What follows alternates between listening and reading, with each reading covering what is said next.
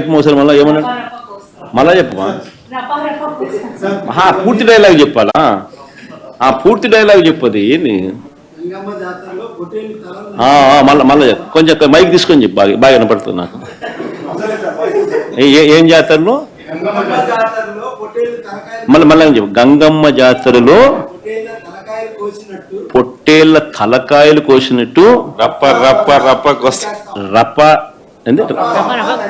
రపా రపా రపా రపా నరికేస్తాం. అదో పోస్టరా? అదే cinema dialogue అనుకుంటా స్వామి. యా సినిమా డైలాగ్? పుష్ప 2 సార్.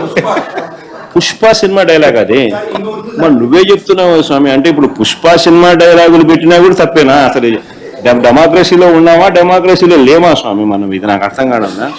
అంటే పుష్ప సినిమా డైలాగులు పెట్టినా తప్పే, పుష్ప ఫోటోలు పెట్టినా తప్పే, గడ్డ మిట్టనే తప్పే, గడ్డ మిట్టనే తప్పే.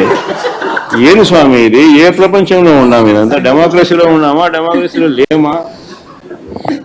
సార్ ఆ పోస్టర్ పట్టుకున్న అతను కూడా టీడీపీ కుర్రాడు సార్. అంతకుముందు టీడీపీ నాయకుడితో కలిసి దిగిన ఫోటోలు కూడా బయటకు వచ్చాయి. అతను టీడీపీ కార్యకర్త, టీడీపీ సంబంధించిన మెంబర్షిప్ కార్డు కూడా ఉంది అతని.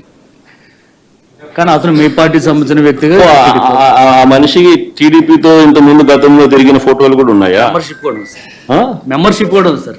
ఆ టీడీపీ సభ్యుడు కూడా మెంబర్షిప్ కూడా ఉన్నాడా? అంటే దాంతో వీళ్ళే పెట్టించినారా? పెదకూరపాడు నియోజకవర్గం సార్. ఓ టీడీపీ సభ్యత్వం కూడా ఉందా మరి? మనది బాగా చూడండి అబ్బా. అయితే సభ్యత్వం కూడా ఉందంట.